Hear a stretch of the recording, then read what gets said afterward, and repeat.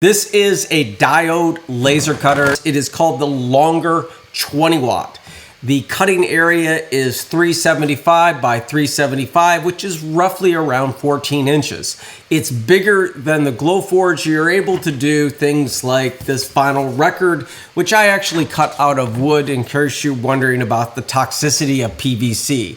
Vinyl records are made out of polyvinyl chloride, which creates chlorine gas, which is extremely corrosive to your equipment, and it's also corrosive to your lungs. So I figured a way out of creating them out of wood, and I have all the skylines and designs and tutorials on my website, hacklab.design, ryandewitt.com, and you can download those and you can create those and sell those at the craft fair or just give them for gifts. I also have a 3D mount that actually puts this you can screw the mount onto the wall and it goes right into the record. So I'm really excited about my wood ones because I don't have the toxicity, and then I get to just design, which is my favorite thing. Okay, more about this laser cutter.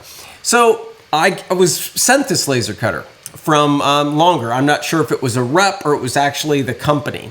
They're quite nice, pretty communicative. Sometimes I get a review model and it is the company, but usually it's an in-between rep or an agent that goes out and finds influencers. I'm a micro-influencer, a tiny little one, and they find people to review products, okay? So I got this. I spent a lot of time on this laser cutter, and now I can share it with you. So it's $500 without the air assist.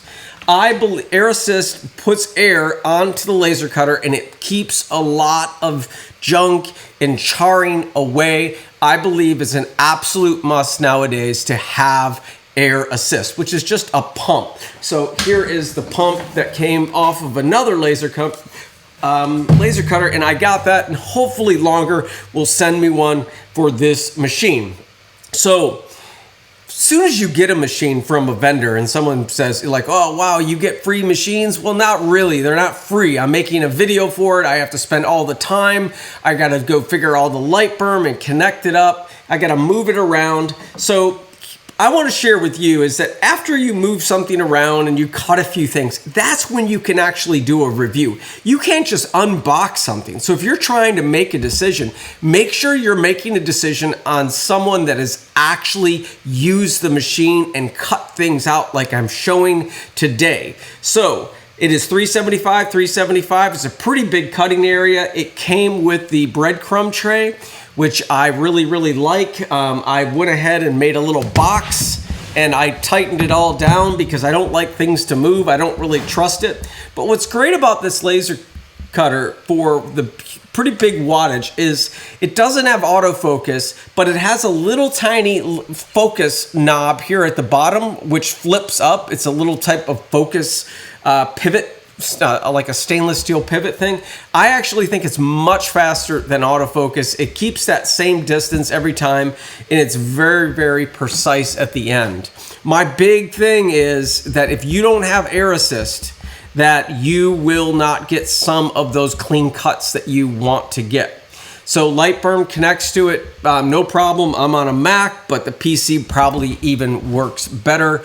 Once you just go into Lightburn, just go to devices, add GRBL or something like that, and then you can add it. Make sure you do 375 by 375. The reason why the cutting area is smaller on this laser cutter is that it actually has a pretty big laser diode unit, which takes some of the X and the Y up. The Lightburn for 80 bucks or 100 bucks, it's a really good deal. You can install it on 2 machines, and I really enjoyed that. Lots of tutorials out there. I'm certainly happy to do one if you guys want me to do a really quick one, but I'm pretty happy with this machine. I haven't had any issues with lubrication or any issues with tightening it. I don't use this screen up front, and I find that the USB is in an odd location.